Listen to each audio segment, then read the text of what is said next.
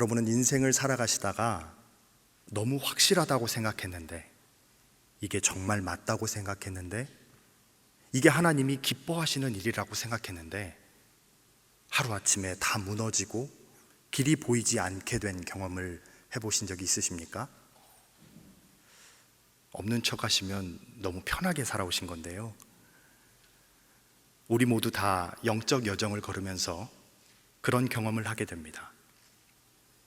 오늘 본문은 그런 영적 여정 가운데 앞이 잘 보이지 않는 어둠 속을 헤매는 사람들에게 주시는 하나님의 놀라운 용기의 말씀입니다. 35절 그 시작을 보겠습니다. 여리고에 가까이 가셨을 때에. 여리고에 가까이 가셨다는 것이 왜 중요할까요? 그냥 맹인을 치유했다고 하면서 치유 내용을 자세히 설명하면 좋을 텐데, 그것보다는 여리고에 가까이 가셨다라는 말로 시작하고 있습니다.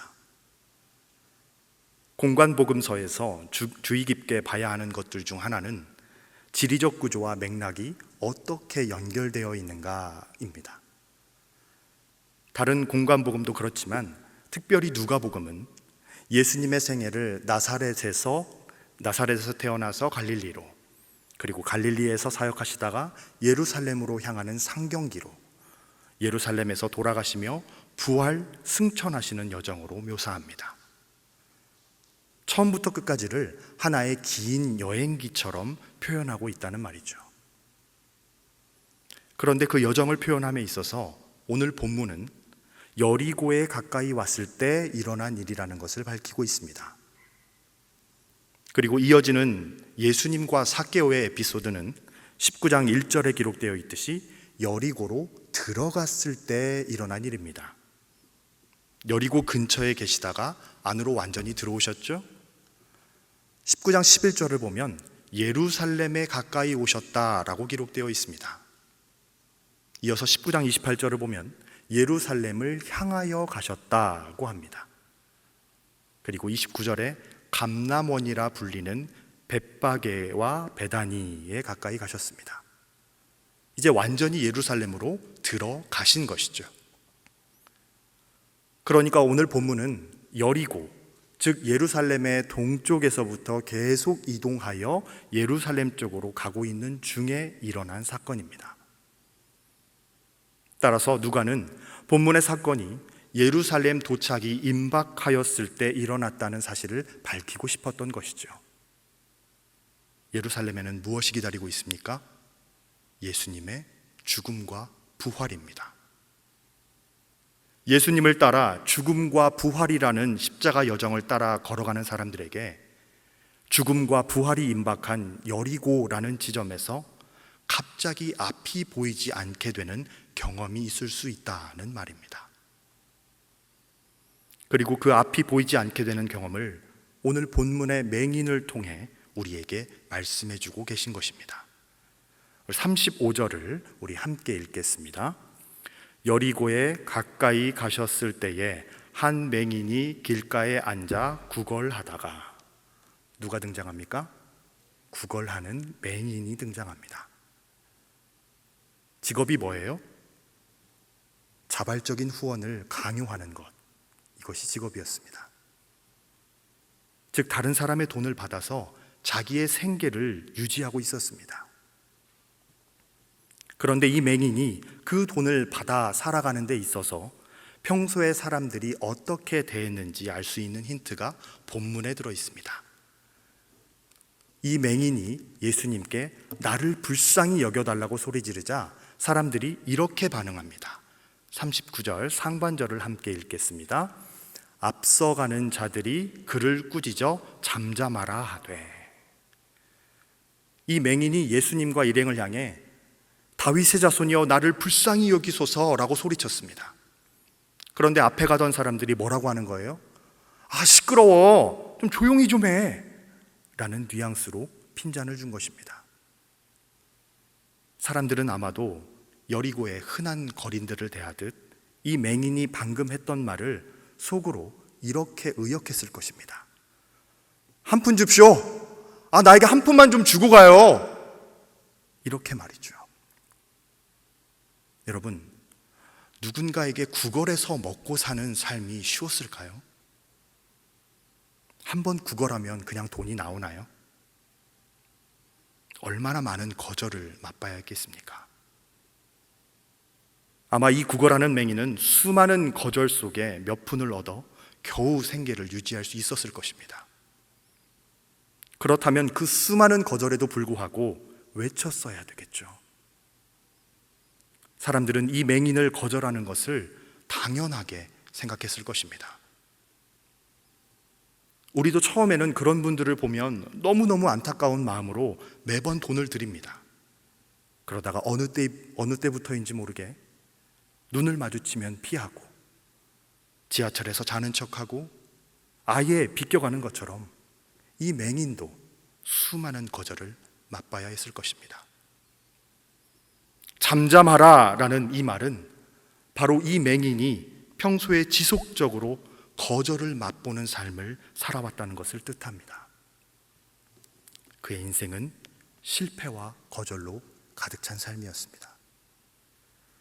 두 번째, 맹인의 인생을 설명해 주는 단어가 있는데 그것은 다름 아닌 그의 이름이었습니다. 오늘 본문과 병행 본문인 마가복음 10장에 그의 이름이 나오는데요, 혹시 그 이름이 무엇인지 아시나요? 네, 바디메오입니다. 바디메오, 이름의 뜻은 디메오의 아들입니다. 당시 유대인들은 아버지의 이름을 빌어서 자녀를 표현하기도 했습니다. 아니, 오늘날에도 우리는 누구누구의 딸, 누구누구의 아들이라고 부르곤 합니다. 하지만 자녀의 이름이 아예 없는 것은 아니죠. 그러나 바디메오는 이름이 따로 없었던 것 같습니다.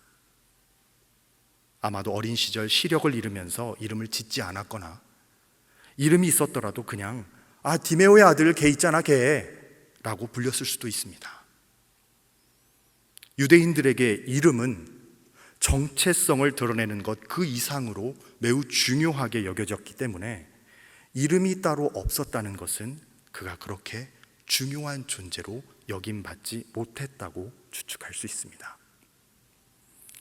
바디메오는 그냥 여리고로 가는 길에서 구걸하는 한 사람이었습니다. 많은 사람들이 오늘은 거린들 중에 바디메오가 안 나오셨네요 라고 물어보는 순례자는 아마 단 한 사람도 없었을 것입니다. 아니, 함께 구걸하는 거린들까지도 서로 누가 안 나왔는지 잘 몰랐을 것입니다. 그저 그냥 길가의 한 장소를 차지하고 있는 거린일 뿐이었지요. 여러분, 우리도 이 땅을 살아가면서 거대하고 부유한 도시 여리고의 한 부속품처럼 생각될 때가 있습니다. 아무도 내가 누구인지를, 얼마나 소중한 존재인지를, 얼마나 의미 있는지를 알아봐 주지 않는 것이지요. 여리고의 바디메오는 마치 그냥 여리고의 풍경 속의 하나 같은 중요하지 않은 그런 존재로 여겨졌습니다. 세 번째로 이 맹인 바디메오에 대해 설명하는 말이 있습니다. 우리 41절을 함께 읽겠습니다. 내게 무엇을 하여 주기를 원하느냐? 이르되 주여 보기를 원하나이다. 무엇을 원한다고 말하고 있나요? 보기를 원한다. 신약 성경에서 보다라는 의미로 가장 흔히 쓰이는 동사는 블레포입니다. 성경 전체에서 이 단어는 무려 133회나 나옵니다. 그러나 41절에서는 블레포에 강조의 의미를 지닌 접두사 아나가 붙은 아나블레포라는 단어가 사용되었습니다. 간절히 보기 원했다라고 해석할 수도 있겠지만 이 단어가 사용된 신약 성경의 용례들로 볼 때 다시 보다, 다시 보기를 원했다는 해석이 더 정확합니다. 즉, 이 맹인은 중도 실명자였음을 의미합니다. 그는 보이는 것이 대략 어떤 것인지를 알았다는 것이죠. 당시 유대 사회에서 바디메오가 할 수 있는 일은 극히 제한적이었습니다.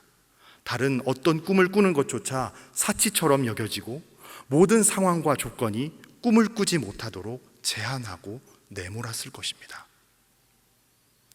맹인이자 거린이 오늘 5만 원 벌었으니 내일 10만 원 벌어야지 라고 꿈꿨을까요? 오늘 지나가는 20명에게 인사했으니까 내일은 40명에게 인사해야지 라고 꿈꿨을까요? 글쎄요, 그렇지 않았을 것입니다.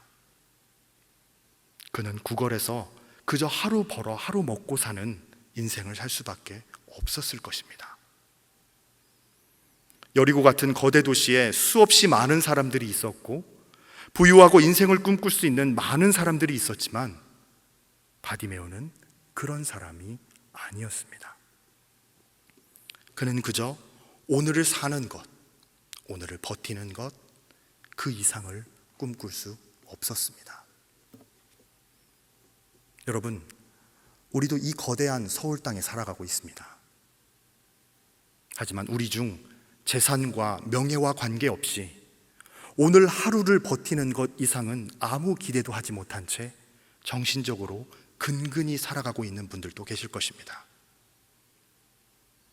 사회적으로 볼 때 청년 취업은 여전히 큰 문제입니다. 오늘을 염려하며 아무런 기대도 하지 못한 채 100군데의 이력서를 넣어도 취업에 실패하는 이들이 있습니다. 청년들뿐만 아니라 고등학생, 중학생, 아니 초등학생들 역시 끊임없는 비교와 실패를 경험하며 자라납니다. 그들에게 특별한 꿈을 꾸라고 말하기가 미안하고 민망할 정도입니다. 그저 하루하루를 버티고 소소한 즐거움이 있다면 그냥 그걸로 다행인 삶을 버티고 살아가고 있는 자녀들이 많습니다. 마치 대도시의 부속품처럼 하루하루를 살아가는 것입니다. 우리네 삶이, 우리 자녀들의 삶이 바디메오의 삶과 크게 다르지 않다는 것이죠. 오늘 하나님께서 보여주는 진리가 확실하다고 생각해서 그걸 붙들었고 그걸 향해 길을 떠났는데 십자가와 부활이 가까이 있다고 생각했던 여리고 앞에서 우리는 그 길을 잃어버리는 것입니다. 확실하다고 생각했던 것들이 보이지 않고 보였다고 생각했던 것이 더 이상 유효하지 않고 이것이 진리라고 생각했는데 진리가 맞나 싶어지기도 하는 것이죠. 그런 영적인 맹인된 우리에게 희망이 있습니까? 오늘 본문은 희망이 있다라고 말씀하고 있습니다. 그 희망은 무엇이냐? 바로 믿음이 그 희망이다라는 것이죠. 구걸하던 이 맹인의 인생을 그의 믿음이 바꿔놓았습니다. 우리 42절을 함께 읽겠습니다. 예수께서 그에게 이르시되 보라, 내 믿음이 너를 구원하였느니라 하시매. 예수님은 다시 보기를 원하는 맹인에게 단순히 이렇게 말씀하실 수도 있으셨습니다. 아, 그래? 다시 보기를 원하는구나. 자, 다 나았다. 잘 보이지? 이제 가라. 축하한다. 그런데 예수님은 굳이 이 믿음이 너를 구원했다라고 말씀하십니다. 무슨 뜻이죠? 예수님은 이 사건이 치유의 사건이기 이전에 믿음의 사건이라고 말씀하고 싶으셨던 것입니다. 우리는 이렇게 말씀하시는 예수님을 통해 믿음의 정의를 새롭게 내릴 수 있습니다. 첫째로, 믿음이란 사람이 아니라 하나님께 불쌍히 여김을 얻고자 하는 것입니다. 우리 38절과 39절을 다시 한번 읽겠습니다. 맹인이 외쳐 이르되 다윗의 자손 예수여 나를 불쌍히 여기소서 하거늘 앞서가는 자들이 그를 쭈짖어 잠잠하라 하되 그가 더욱 크게 소리질러 다윗의 자손이여 나를 불쌍히 여기소서 하는지라. 오늘 이 본문의 맹인이 처음 경험하는 것은 36절에 나옵니다. 무리가 지나감을 듣고. 무리가 지나감을 듣는다는 것은 사람이 많이 오는 것을 들었다는 말입니다. 장사하는 분들은 이 장사 감각이라는 것이 있다고 하죠. 손님이 딱 들어오면 저분이 물건을 살 것인지 안 살 것인지 한눈에 알아볼 수 있다고 합니다. 구걸하던 거리는 무리가 지나가는 것을 들으면 어떤 감이 딱 올까요? 와, 많은 사람들이 지나가네? 오늘 대목이겠구나. 그런데 무리가 지나가는 것을 듣고 바디메오가 맨 처음에 했던 말은 한 푼 줍쇼가 아닌 다윗의 자손이여 나를 불쌍히 여기소서였습니다. 그는 사람들에게 불쌍히 여겨야, 불쌍히 보여야 살 수 있었습니다. 타인으로 하여금 긍휼과 동정을 최대한 불러일으켜야 먹고 살 수 있었습니다. 그런데 무리가 지나감에도 사람에게 불쌍하게 보이려 하지 않는 것은 차치하고서라도 그들을 의식조차 하지 않고 오직 단 한 사람, 예수 그리스도에게만 집중하고 있는 것을 보게 됩니다. 그런데 예수님의 관심을 받기는커녕 도리어 앞서가던 자들의 꾸짖음만 들었습니다. 얼마나 부끄럽고 자존심 상하고 비참했을까요? 그래서 그가 취한 행동이 무엇인가요? 그래, 나 같은 사람한테 뭐 예수님이 무슨 관심이 있겠어? 라고 했나요? 아니면 주변 사람들에게 죄송한데 혹시 예수님을 잘 아시나요? 예수님과 좀 친하신가요? 제가 어떻게 나음을 입거나 수술을 받을 수 있는 방법이 없을까요? 라고 말하지 않았습니다. 사람에게 의존하지 않고 더 큰 소리를 질러 다윗의 자손이여 나를 불쌍히 여기소서 라며 예수님, 즉 하나님의 불쌍히 여김을 더욱 소리질러 간구하고 있습니다. 여러분, 믿음이란 무엇입니까? 믿음이란 세상이 나를 불쌍히 여겨주지 않을 때, 아무도 나를 불쌍히 여겨주지 않을 때, 심지어 하나님도 나를 불쌍히 여기시지 않는 것 아닌가라는 의심이 들 때 더 크게 소리질러 주여 나를 불쌍히 여기소서라고 외치는 것, 이것이 믿음의 첫 번째 정의입니다. 오늘 본문이 확실히 전하는 믿음의 두 번째 정의는 믿음이란 내 손의 증거를 붙드는 것이 아니라 하나님의 증거를 붙드는 것입니다. 맹인이 사람들에게 묻습니다. 무슨 일입니까? 사람들이 대답합니다. 나사렛 예수께서 지나가신다. 그러자 일말의 망설임도 없이 다른 것을 더 물어보지 않고 그는 바로 이렇게 외쳤습니다. 다윗의 자손 예수여 나를 불쌍히 여기소서. 일반적인 사람이라면 내 앞에 지나가시는 그분이 예수님이 진짜 맞는지, 이분이 나를 구원할 능력이 있는 분이 맞는지, 내가 지금 소리 지르면 들으실 만큼 가까운 거리에 계신지, 들으신다 해도 나를 돌아보실 것인지, 우리는 그 수많은 모든 증거를 다 확인한 다음에 비로소 예수여 라고 부릅니다. 그러나 오늘 본문의 맹인에게는 스스로 확인할 수 있는 그의 손안의 증거는 단 하나도 없었습니다. 손안에 잡히는 확실한 증거가 없음에도 불구하고 그는 외치고 있습니다. 왜 외쳤나요? 37절을 보면 사람들은 예수님을 가리켜 나사렛 예수라고 불렀습니다. 당시 예수라는 이름은 많은 사람들이 사용하는 이름이었습니다. 그래서 구별을 위해 나사렛 출신의 예수다라는 의미로 불렀던 것이죠. 그런데 맹인은 사람들이 불렀던 나사렛 예수라고 부르지 않고 무엇이라 불렀죠? 다윗의 자손 예수여라고 불렀습니다. 예수님이 다윗의 자손인지 어떻게 알았을까요? 그는 아마도 실명이 되기 전에 말씀 두루마리를 읽었을 수도 있고 지나가는 사람들에게 들었을 수도 있습니다. 맹인이 된 이후에 그는 성전에 가기조차 어려웠을 것입니다. 따라서 제대로 된 율법의 해석을 들을 수도 없었을 것입니다. 그러나 그는 어떤 경로를 통해서든 하나님의 말씀을 들은 것이죠. 바로 나사렛에서 태어나서 이 일을 행할 예수가 너희의 메시아가 된다는 사실 말입니다. 그는 손에 잡히는 나의 증거를 찾지 않았습니다. 인간적으로 손에 잡히는, 즉 내가 확실하게 이거 하면 실패하지 않는다는 그 증거를 그는 갖고 있지도 않았고 찾지 하지도 않았습니다. 그러나 그는 희미한 말씀의 증거, 한번 스쳐들었을 뿐인 그 말씀의 증거, 정말 진짜가 맞을까 아닐까 율법교사와 바리새인들조차도 고민했던 그 희미한 말씀의 증거를 견고하게 붙들었습니다. 우리는 눈앞에 보이는 증거를 원합니다. 하나님, 당신이 말씀하시는 그 길이 진짜라면 내 손 안에 증거를 쥐어주십시오. 내 눈앞에 당장 보여주십시오. 여러분, 그런데 십자가의 길, 승리의 길은 손 안의 증거로 나아가는 것이 아닙니다.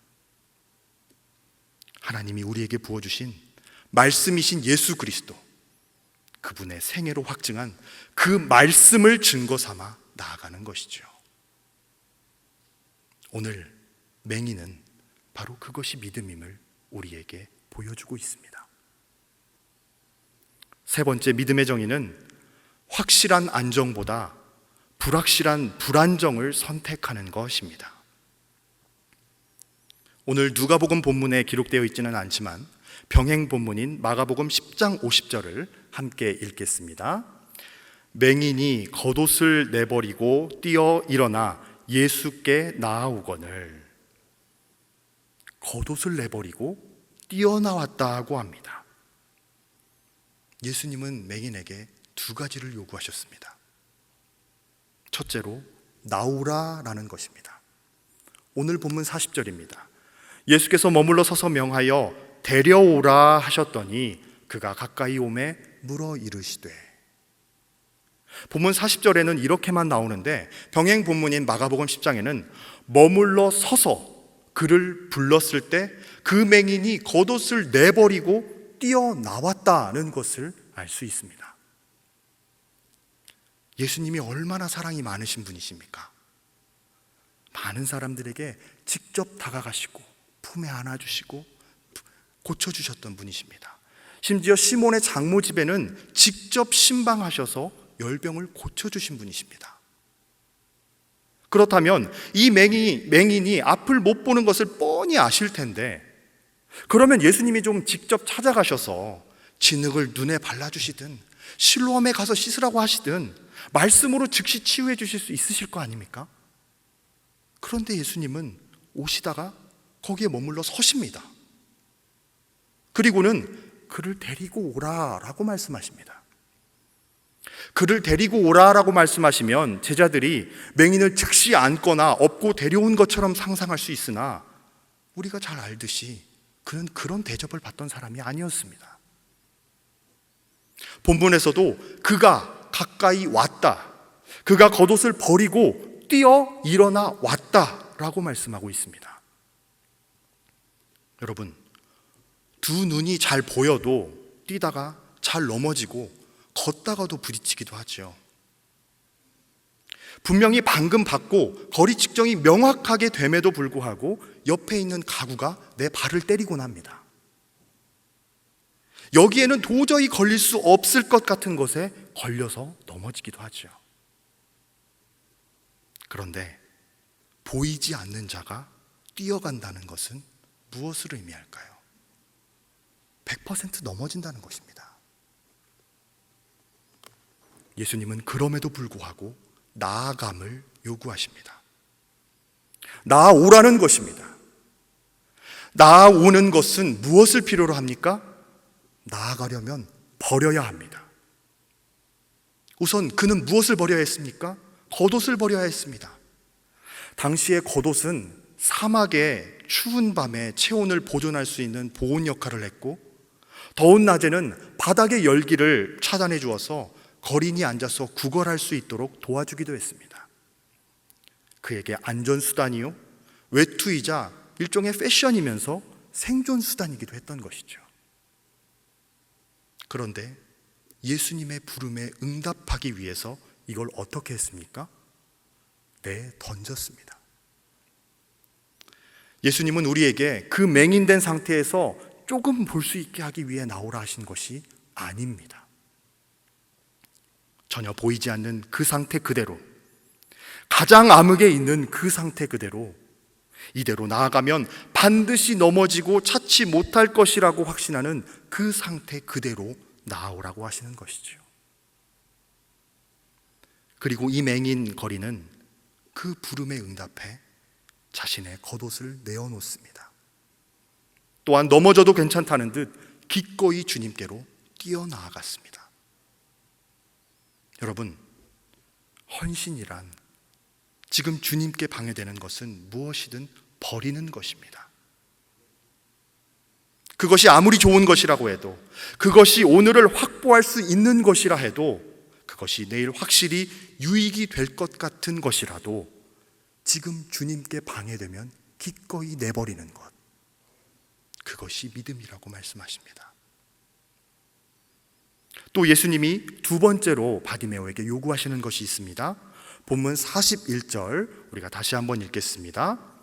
내게 무엇을 하여 주기를 원하느냐? 이르되 주여 보기를 원하나이다.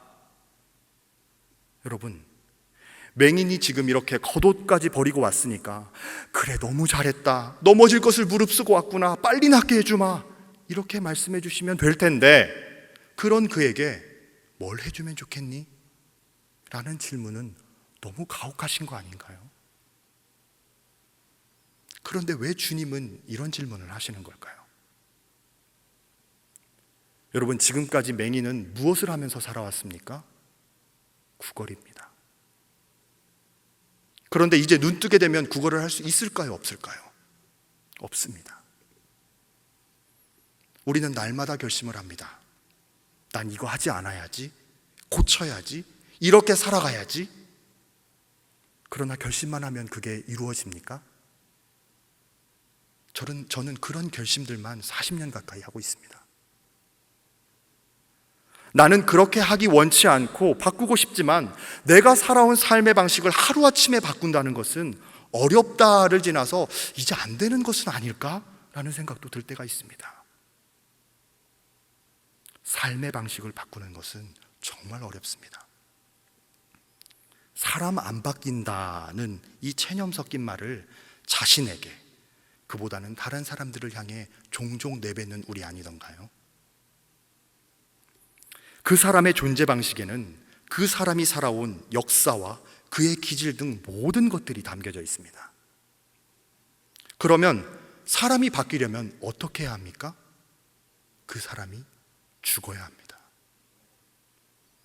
그 사람이 죽고 새로 태어나면 그 사람의 기존 방식이 아닌 새 사람의 방식으로 살 수 있게 됩니다.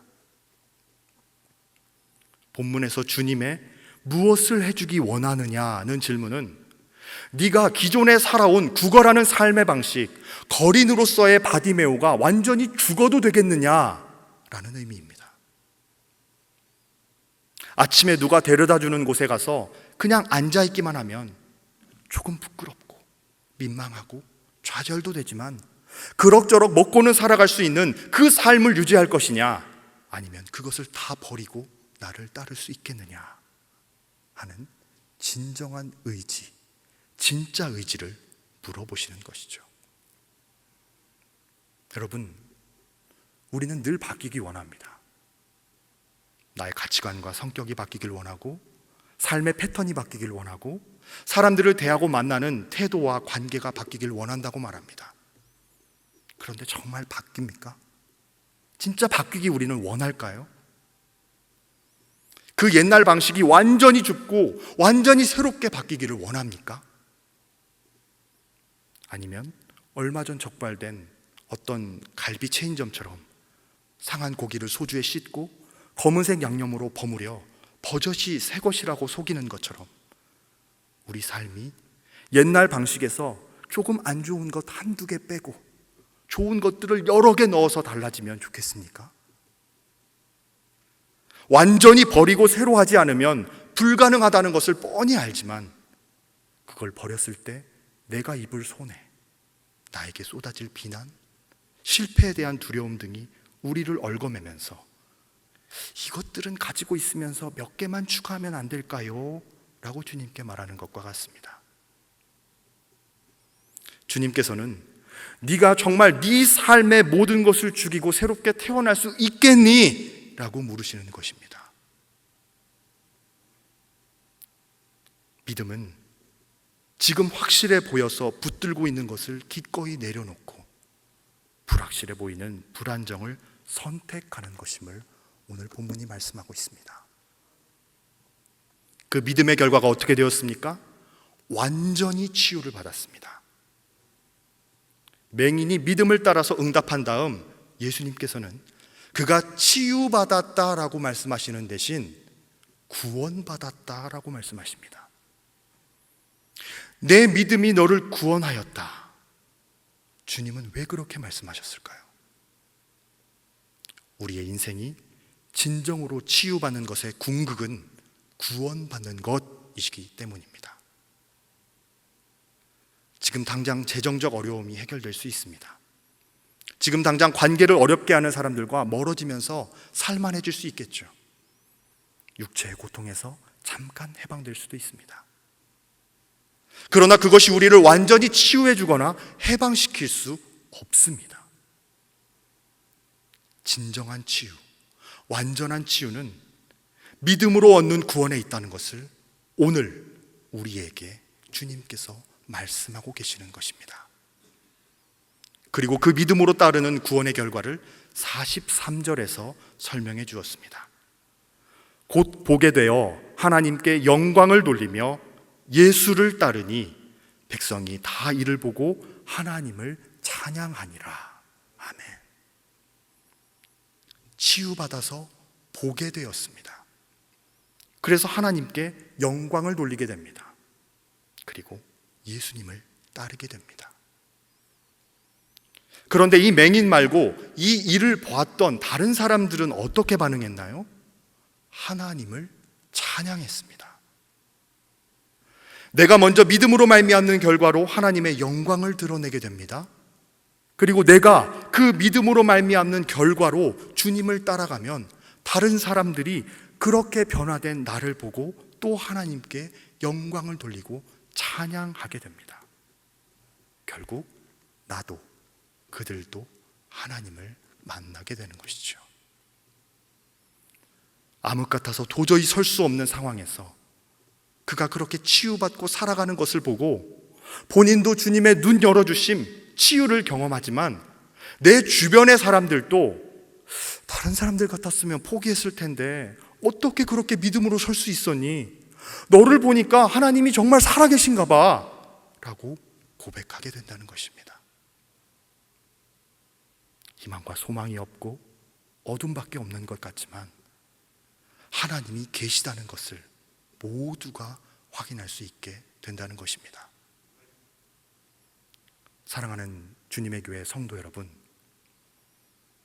보이던 진리, 보이던 미래, 보이던 관계가 갑자기 안 보이게 되셨습니까? 그리고 그것이 여러분의 마음속의 희망마저 다 앗아가 버렸습니까? 오늘 암흑으로 가득 차 아무것도 보이지 않는 우리 인생길에 예수님이 오신다는 사실을 믿으시기 바랍니다. 그 주님이 우리에게 믿음을 선물로 주시고 그 믿음으로 치유하려고 오십니다. 우리를 구원하려고 오십니다. 사람에게 도움을 얻어 문제를 해결하려 하지 마십시오. 하나님께만 불쌍히 여김을 얻는 것, 그분이 거절한 것 같지만 다시 외쳐 불쌍히 여김을 얻는 것, 그 믿음으로 우린 구원을 얻을 수 있습니다. 내가 내 힘으로 붙들고 있는 그 증거들은 그저 손에 쥔 모래처럼 사라질 것들입니다. 말씀의 증거, 하나님을 따라 수많은 믿음의 선진들의 증거, 희미하게 스쳐갔지만, 희미하게 들렸었지만 그 증거들을 붙드시기 바랍니다.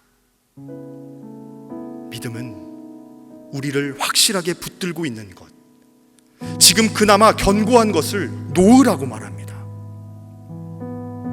네가 살던 삶의 방식과 생각을 완전히 죽이는 선택을 하라고 말합니다. 여러분, 그러다가 아무것도 못 얻으면 어떻게 할까?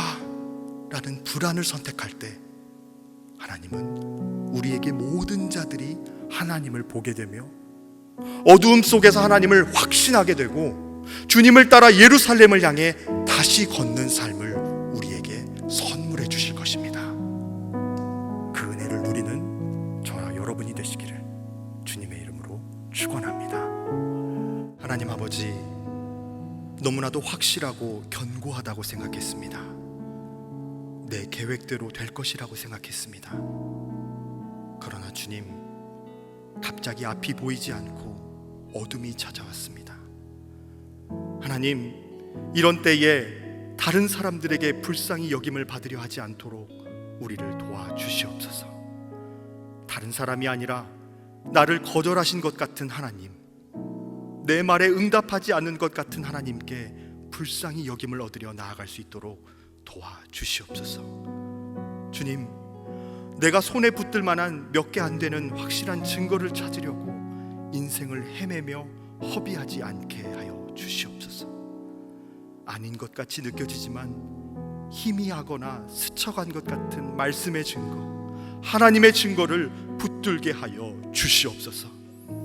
그래서 지금 견고히 붙들고 있는 것들을 기꺼이 내려놓고 가장 불확실한 불안정을 향해 내 인생을 던져 나아갈 수 있도록 도와주시옵소서. 어둠 가운데 길을 걸을 때도 하나님이 계심을 확신하게 하시고 다시 예루살렘을 향해 나를 따르게 하시는 주님을 경험하게 하시며 주님과 함께 부활을 향해 나아가는 생명의 사람 되게 하여 주시옵소서. 우리의 유일한 구원자 되신 예수 그리스도 이름으로 기도드립니다.